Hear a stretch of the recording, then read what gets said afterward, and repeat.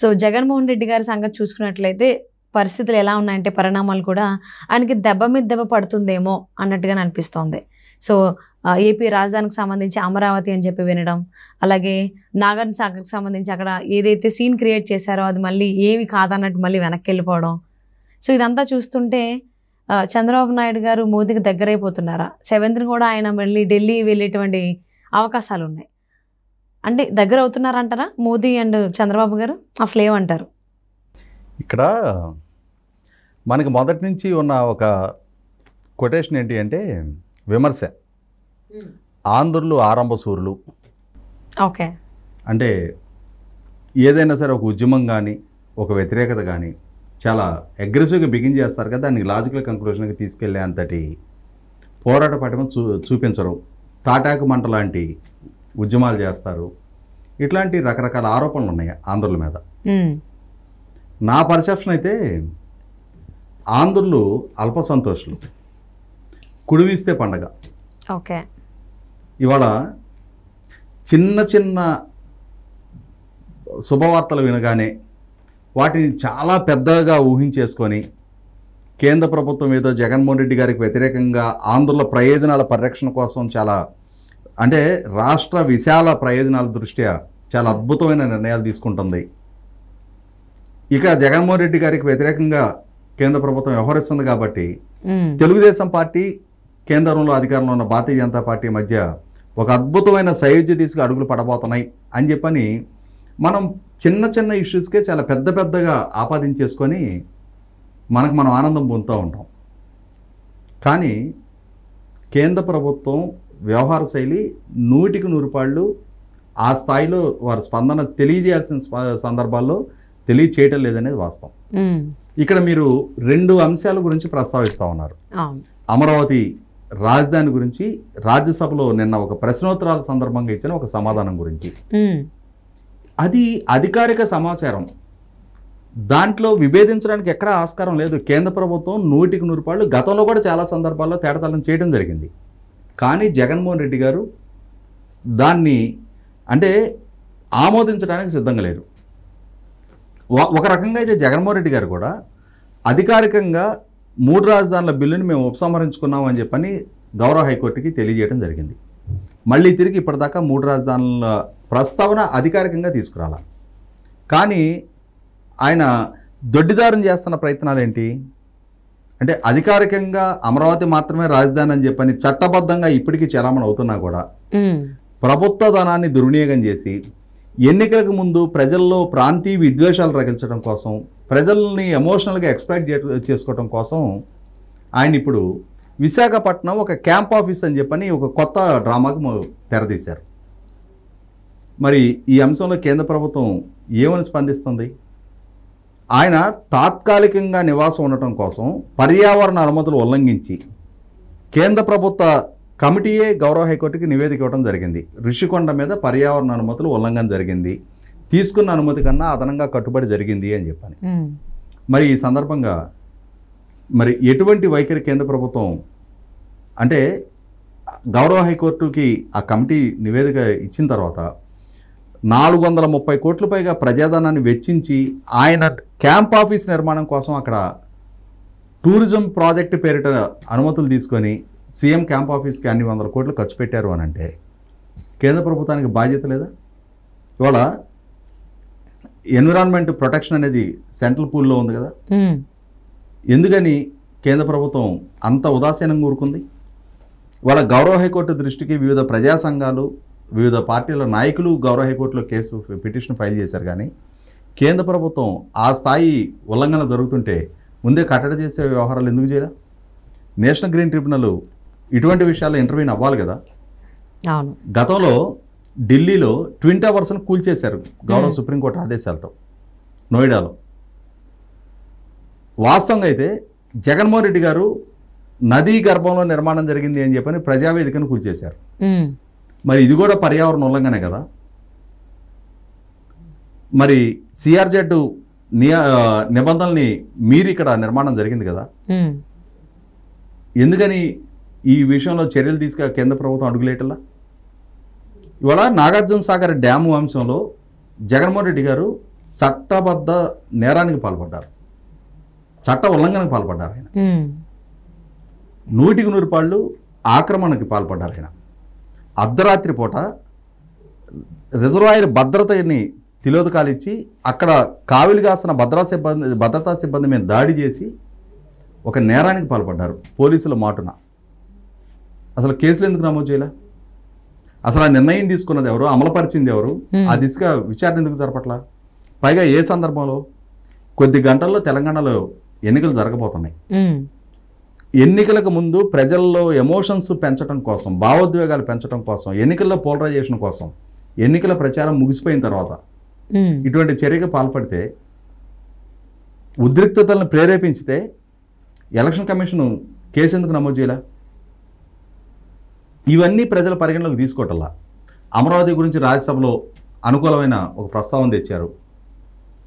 ఇవాళ తెచ్చేదే ఉంది. గతంలోనే చాలా సందర్భాల్లో మ్యాప్లో మెన్షన్ చేశారు.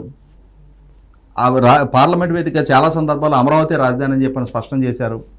ఒకప్పుడు గౌరవ హైకోర్టుకి జగన్మోహన్ రెడ్డి గారు తీసుకున్న నిర్ణయానికి మద్దతు తెలుపుతా వాళ్ళు ఆ రోజు అఫిడవిట్ ఇచ్చినా కూడా, 2 సందర్భాల్లో గౌరవ హైకోర్టుకి రాష్ట్ర ప్రభుత్వ డిస్క్రిప్షన్ అని చెప్పని అఫిడవిట్ ఇచ్చినా కూడా, తర్వాత రాజకీయంగాను కేంద్ర ప్రభుత్వ పరంగాను అమరావతికి కట్టుబడతా చాలా సందర్భాల్లో ప్రకటన చేశారు, పార్లమెంట్లో సమాధానాలు చెప్పారు.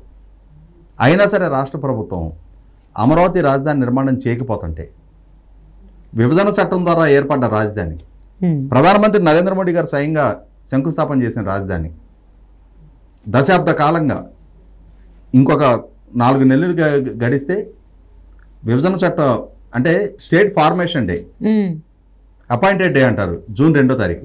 ఆ జూన్ 2వ తారీఖుకి విభజన చట్ట కాల పరిమితి పూర్తయిపోద్ది. అయినా సరే ఇప్పటిదాకా రాష్ట్రానికి సంబంధించిన విభజన చట్ట అంశాలు ఈ పరిగణలోకి తీసుకోకపోతుంటే, జగన్మోహన్ రెడ్డి గారికి వ్యతిరేక నిర్ణయాలు ఏం తీసుకోవట్లా కేంద్ర ప్రభుత్వం.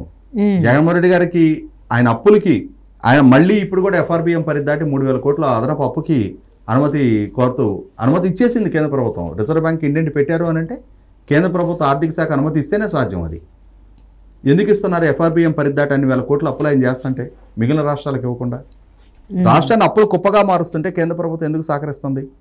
బడ్జెట్ పరిధి దాటిన అప్పులకి ఆయనకు మాత్రం ఎందుకు అనుమతిస్తున్నారు? ఆయన కేసుల నుంచి మాత్రమే వ్యక్తిగత హాజరు నుంచి ఎందుకు మినహాయింపు దొరుకుతుంది? వివేకానంద రెడ్డి గారి కేసులోనే సిబిఐని బెదిరించి బ్లాక్మెయిల్ చేసి వాళ్ళ మీద భౌతిక దాడులకి సిద్ధపడితే అధికార పార్టీ నాయకులు, అవినాష్ రెడ్డి అరెస్టుకి పూనుకుంటే 100 మందిని అక్కడ సమీకరించి మేము భౌతికంగా అడ్డుకుంటాము సిబిఐ అధికారులని చెప్పని బహిరంగంగా మీడియాలోకి వచ్చి థ్రెటనింగ్ స్టేట్మెంట్లు ఇస్తే వాళ్ళ మీద చట్టపరమైన చర్యలకు ఎందుకు పాల్పడలేదు? ఎందుకని ఆ కేసులో చాలా క్యాజువల్నెస్ సిబిఐ ప్రదర్శించగలిగింది? కోర్టుల నుంచి తనకు అనుకూలమైన ఆదేశాలు తెచ్చుకునే వరకు సిబిఐ ఎందుకు ఉపేక్షిస్తూ ఉంది? ఇప్పటికీ చాలా కీలకమైన అంశాలు విచారణకు నోచుకోలేదు ఆ కేసులో. 40 కోట్ల సుపారీ ఇచ్చింది ఎవరు? అంతటి స్తోమత ఉన్నాళ్ళు ఎవరు? దస్తగిరికి ₹1 కోటి ఎక్కడి నుంచి వచ్చినాయి? దాంట్లో 72 లక్షలు సిబిఐ ఆల్రెడీ రికవర్ చేసింది. ఆ నగదు మూలాలు ఏంటి? దస్తగిరికే ₹1 ఇస్తే మిగిలిన ముద్దాలకి ఎన్ని కోట్లు వచ్చినాయి? అసలు దీనికి సోర్స్ ఎక్కడిది? అది నల్ల డబ్బా? దీని దిశగా ఎక్కడైనా ఇన్కమ్ ట్యాక్స్ కానీ ఈడీ కానీ ఇప్పటిదాకా కూపీ లాగిందా? విచారణ చేశారా? కాబట్టి కేంద్ర ప్రభుత్వం ఏదో జగన్మోహన్ రెడ్డి గారికి వ్యతిరేకంగా ఆంధ్రప్రదేశ్ రాష్ట్ర ప్రయోజనాల పరిరక్షణకి కట్టుబడి ఉన్నట్టుగా మనం భావించేసి, ఇందులో ఇంత మాత్రానికే అల్ప సంతోషాలే చంద్రబాబు నాయుడు గారు నరేంద్ర మోడీ గారు సన్నిహితం అయిపోతున్నారని చెప్పని మనం భావిస్తే 100% మన అవగాహన రాహిత్యం, అది మన అవగాహన లోపం. అది కేంద్ర ప్రభుత్వం చాలా చక్కగా జగన్మోహన్ రెడ్డి గారి తప్పుల్ని కాపాడుతుంది, జగన్మోహన్ రెడ్డి గారి ఉల్లంఘనలకు అండగా నిలబడుతుంది, జగన్మోహన్ రెడ్డి గారి విధ్వంసాలని చూసి చూడనట్టు ఉపేక్షిస్తూ ఉంది.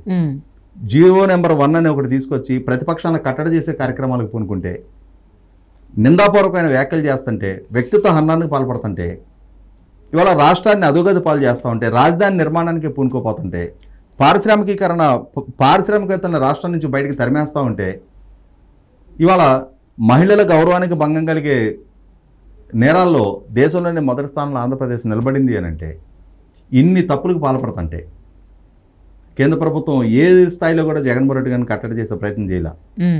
డీజీపీ ఆఫీస్ పక్కనే ఉన్న తెలుగుదేశం పార్టీ కేంద్ర కార్యాలయం మీద దాడి జరుగుతుంది అని చెప్పని చంద్రబాబు నాయుడు గారు కేంద్ర హోంశాఖ మంత్రి గారికి ఫిర్యాదు చేస్తే కనీస మాత్రపు ఆదేశాలు రాష్ట్ర ప్రభుత్వానికి ఇవ్వాలా ఇటువంటి చర్యలకు పాల్పడద్దు అని చెప్పని.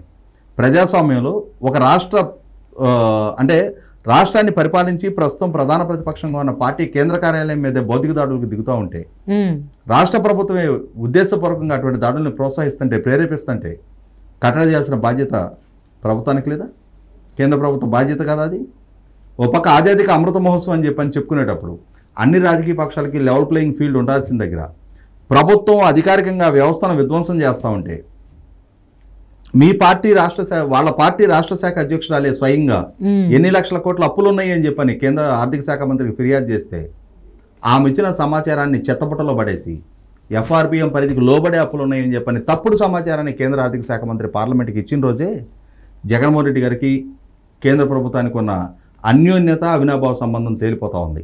అదే ఆర్థిక శాఖ మంత్రి గారు జగన్మోహన్ రెడ్డి గారి పట్ల పుత్రవాత్సల్యం ఉంది ప్రధానమంత్రి గారికి అని చెప్పిన తీరు చూస్తేనే జగన్మోహన్ రెడ్డి గారికి ప్రధానమంత్రి గారి పట్ల ఉన్న పితృవాత్సల్యం చాలా స్పష్టమవుతున్న నేపథ్యంలో కేంద్ర ప్రభుత్వానికి రాష్ట్ర ప్రభుత్వం మీద కోపం పెరిగింది అని చెప్పని అనుకున్నా, మిగిలిన ప్రతిపక్షాలకి కేంద్ర ప్రభుత్వంలో ఉన్న అధికార పార్టీకి మధ్య అవినాభావ సంబంధం పెరుగుతుంది అనుకున్నా అది 100% మన అల్ప సంతోషపు ఆలోచన తప్ప 100% ఆ దిశగా అడుగులు పడట్లేదు అనేది వాస్తవం.